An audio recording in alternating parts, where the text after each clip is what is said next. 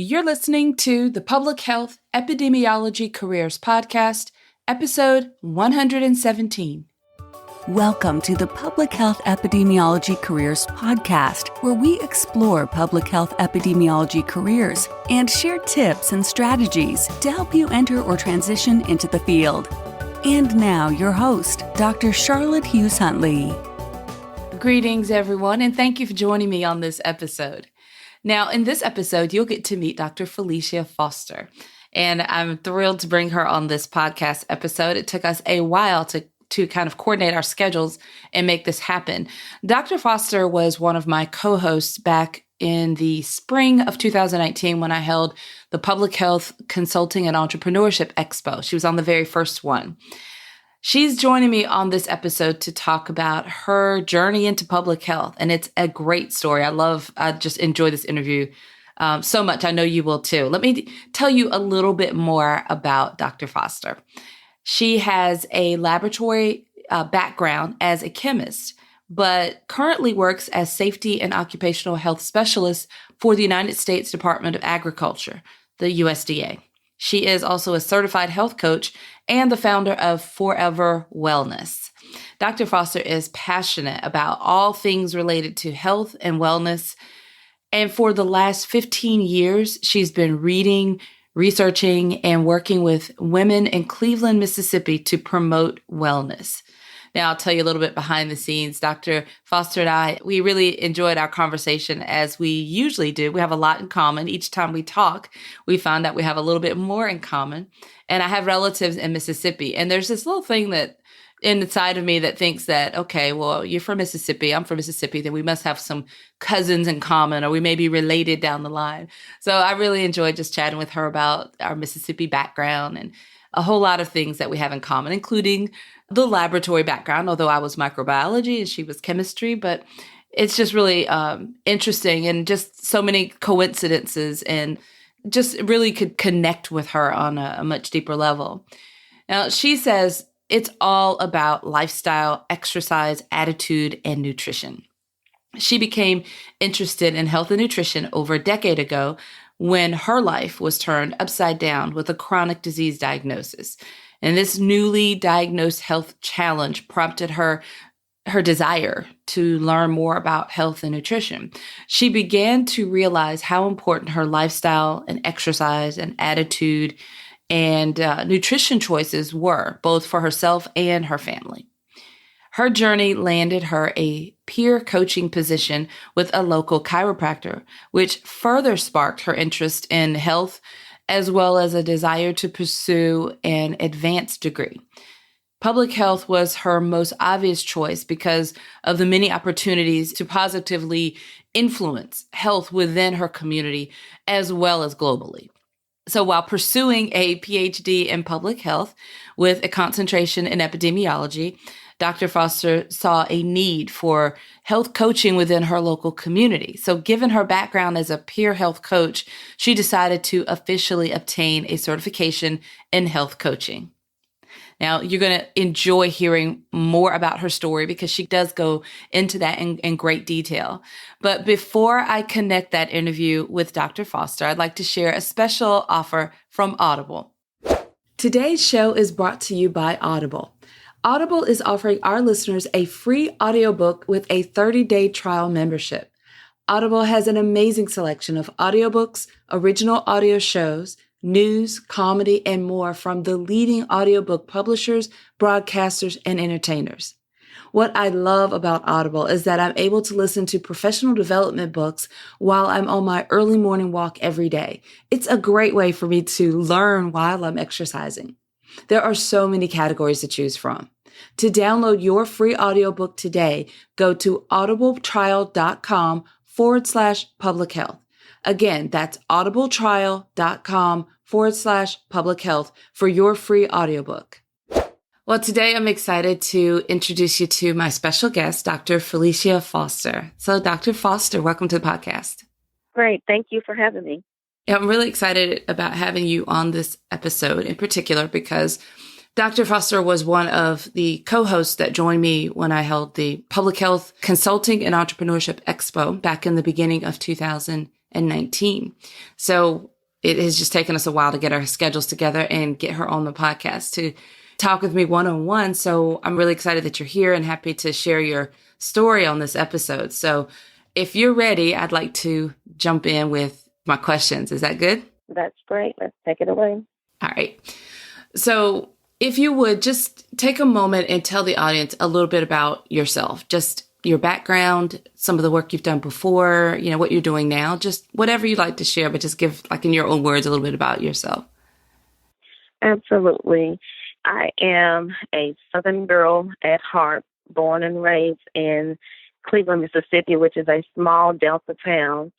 I would say that has offered me an eye-opener to the world because not only is it a small Delta town, but the state of Mississippi is considered a low socioeconomic state.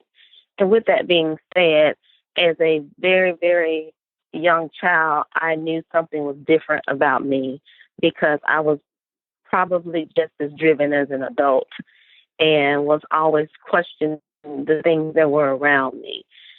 So early on, I knew that I wanted to do something related to health.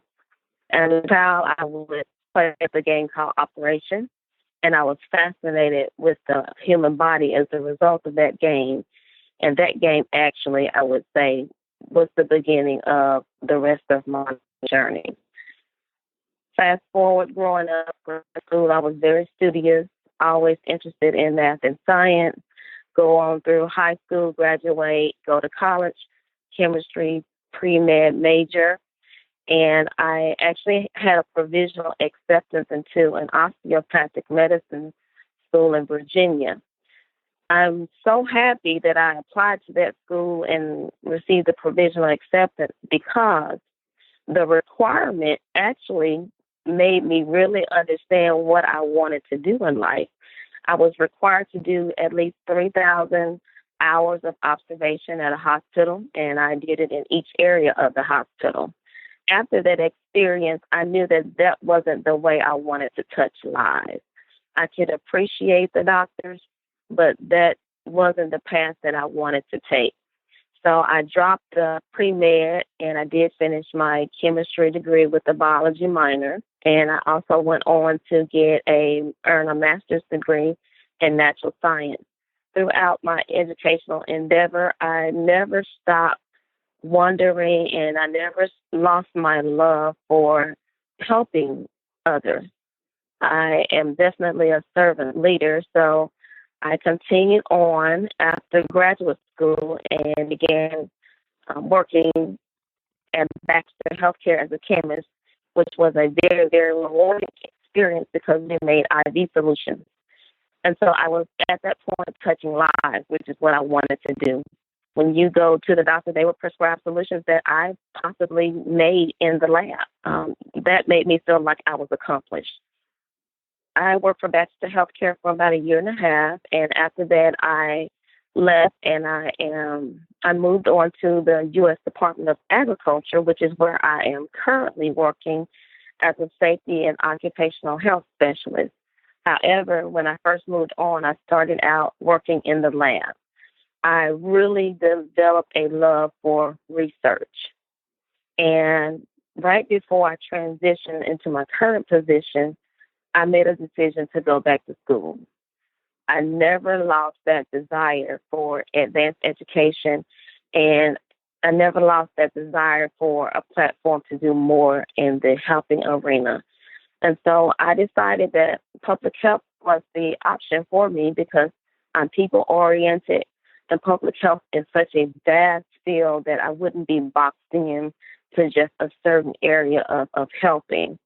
Well, I ended up choosing Walden University because the philosophy, Walden creates change agents. And I felt like that fit me perfectly. And also, not to mention, Walden offered me the option of going to school while I continued my employment. So throughout the time at Walden, I met a lot of very interesting people, gained a lot of knowledge in the area of public health, and it has definitely even enhanced my current position as a safety and occupational health specialist And also it has opened up my eyes to new dreams and desires. Wow, that's really a very inspiring story. You took me back a moment when you talked about the game Operation. I had that game and I was obsessed with that game. Yes. That was, oh yeah, that was one of my favorites too. I had completely forgotten about that until you mentioned it. I'm going to have to call my brother later on because he used to torture me with that game. Oh, awesome. Well, I was the winner every time. I was so meticulous. I would stay up at night for the competition side, but also stay up at night just looking at the game because I was fascinated to have a bird's eye view of possibly seeing what the human body looks like inside. That was fascinating. Yeah, I can definitely relate to that. Some of these people are listening to us going, what in the world are they talking about? We might possibly be dating ourselves on this, but that's okay. Oh, well, that's okay. Oh man, I love your journey. I like the way you can apply, you're applying every part of it, what you're learning as you were learning it, pulling the lessons out, really exploring, expanding, really, really inspiring. So I guess my next question, and you somewhat touched on it, but when did you first become interested in public health as a career? Was it specifically in that transition of, kind of understanding that you did not want to go the osteopathic medicine route, or was there some other point when you really became interested in public health specifically as a career?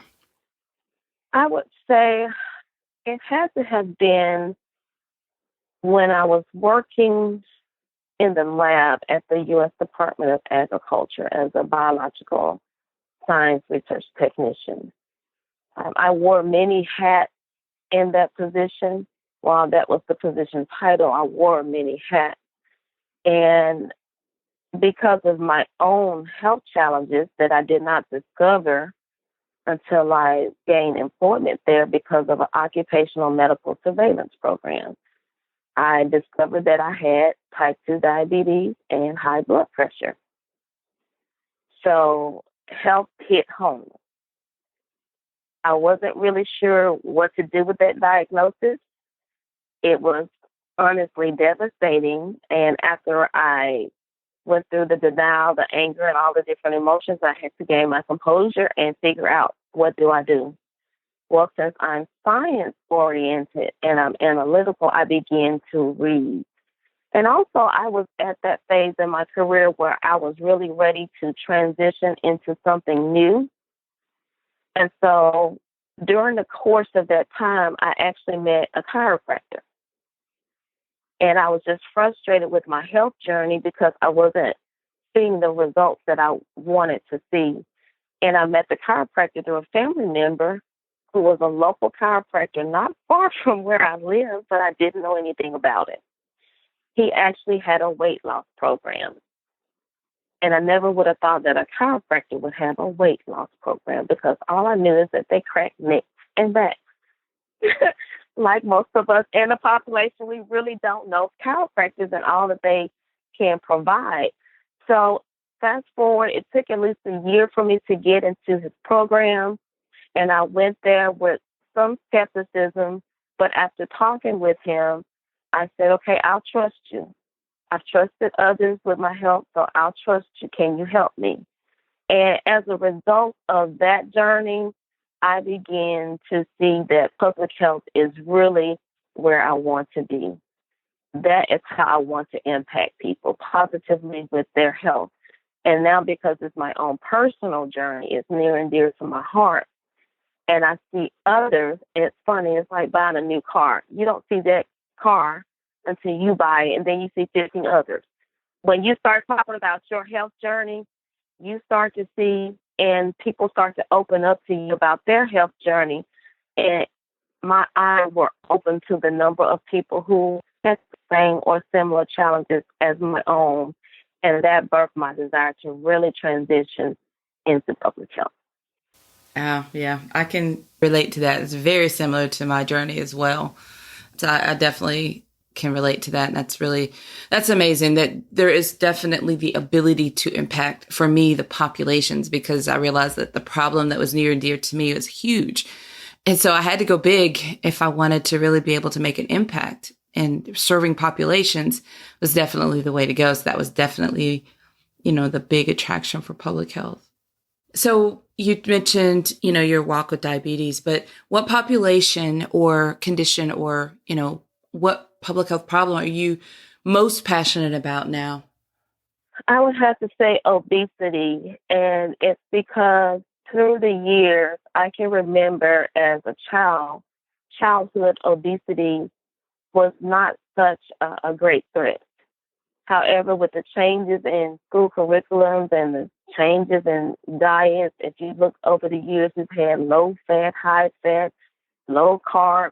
I mean, you name it, it has surfaced. And I think as a population, we really don't understand food and how it affects our bodies and how food really can be medicine. And since we don't understand the nutritional aspects of things, we're losing that battle. And because I'm seeing the childhood obesity rate grow vastly, it's concerning me.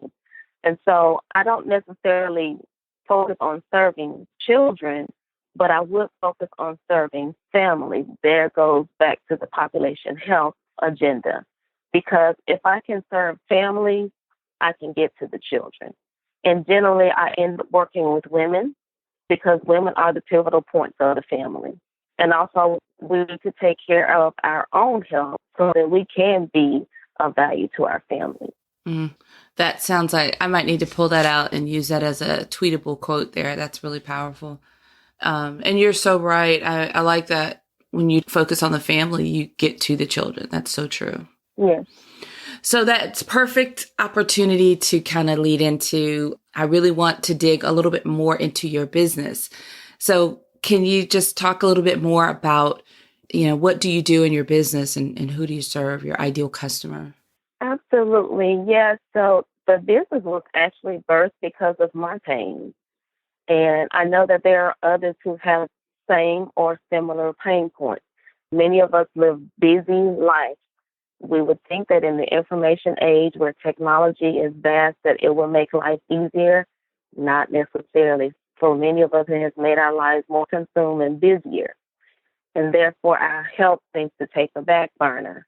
So I really like to focus on busy individuals.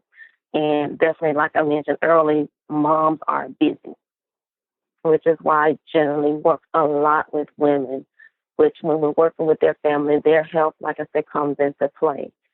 Also, one of the things I focus on is making sure that we create a plan that's suitable for the individual. I learned on my own journey that there's no one size fits all when it relates to health. So we focus on simplifying plans that fit their lifestyle, their current lifestyle, and plans that we can change as they go, staying within the realm of health to fit their lifestyles as their lives change.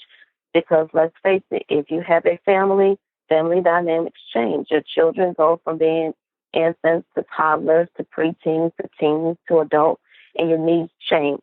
And I realized that, and I wanted to create a component in my business that will fit us throughout the different life changes, which is why I study under Dr. William Sears, and I actually received the health coaching certification from his Wellness Institute. And I like the philosophy that I've implemented into my business from that training, and it focuses on what we call lean. And lean stands for lifestyle, exercise, attitude, and nutrition. Those are 4 pillars of health that really encompasses the whole person. And throughout our life journey, those 4 pillars of health will address any stage of life that we're in. And the method that I've used also came from the training is traffic light eating. And when I mention traffic light eating to my clients, at first they're puzzled, how does this fit into nutrition? And it fits perfectly into nutrition. It also gives you something that you can really remember. Every time you pull up to a traffic light, you look at it differently. You Go by green. Green means go. Go by yellow. Yellow means slow down. Go by red. Red means stop. So we start to categorize food by those colors. The greens, of course, are your fruits and your vegetables. Yellows are going to be your pastas and things like that. And red foods are going to be your candy, cookies, things like that, to give you just a brief overview. So we really focus on the family, like you said, because we are teaching them principles that they can use no matter what. One thing I also learned from being a peer coach with the chiropractor that worked with me, because of my results, he allowed me to work in his clinic, in his wellness clinic. One thing I learned is it's hard to stick with habits if the habits don't fit the person. It's also hard to stick with habits if it's not convenient. And families have to prepare meals for everybody. So the mom is cooking for everybody, and to give her a specialized diet really stresses her out. That's really good. That I like that because, I mean, that's spot on. First of all, everyone, it's just the automatic response. How are you doing? Oh, I'm busy. Mm-hmm. I'm good, but I'm busy. So that, I mean, that's just become the standard response because everybody is busy. And I also agree with what you said too, from personal experience, and that there's no one size fits all. And people want that across the board. They want that one answer, that one response that's going to be the solution to everything. And what worked for one person may or may not work for the next person. So really having to know your body, your health is really important. So specifically, how do you work with families and moms to really kind of develop these plans? So typically I would like to do workshops. I have found that in group settings, it's less intimidating. I can remember my own personal journey. When you're talking to a person one-on-one, sometimes you come in with a health diagnosis and you feel guilty about it. Even though you really don't know how you ended up in this situation, but because something is wrong with me, so to speak, I feel guilty about that. And so sometimes clients, even on the medical side, patients are reluctant to really fully open up to their healthcare provider because they're feeling guilty. And because they are reluctant to open up, that important facts are not often shared. And so I like to work in a group setting initially to break the ice, to talk about the program, to get everyone acclimated, because I also find that in a group setting, people are more likely to follow along with the group. And we have breakout sessions after that where they're given an opportunity to individually work with me on their own concerns. And also I found that working in group settings, sometimes the group will introduce a thought that the client never really thought about previously, and it enriches their experience and their journey in improving their own health. That's really good. So that combination of, in the group setting, the group coaching, and then the opportunity for the one-on-one for those that are ready for that and want that. So that's a great combination. I think it's really working. Can see how that would be really impactful and really successful. Absolutely. Are you just focused on your area in Mississippi, or do you reach out beyond your geographical area? Do you travel? I actually don't physically travel right now. I do virtual clients if they're in other states. Technology has allowed me to do that. I use Skype, of course, and I've used other video-based platforms where we can see each other because I like the personal approach. I was born in the age where we like to talk to each other, so I like the personal approach, and I didn't want to lose that or be limited because a client was not in my home state or in my city. So I do use the video-based platforms to do coaching if they're outside of the state of Mississippi. Okay. All right. That's great. So for those of you who are listening and thinking, oh, I need to talk to her, don't worry. All of her contact information will be included in the show notes. And I'll give you that information toward the end of the episode. But this is great. I'm really enjoying hearing about all that you're doing. And it's really important work. and really happy that you have, really following your heart and really serving from that place, because that really is where you're able to make the biggest impact. Let's transition a little bit, because there are a lot of listeners of this podcast who are current students working on their degree in public health. It may be a bachelor's or their MPH, or they may be working on their doctorate level degree. And, they are preparing for ultimately starting their career in public health. So as students, what advice or tips would you have for current students who are interested in careers in public health that may be listening right now? Well, public health is such a rich, vast field that there's room for everyone, no matter where you are in your journey.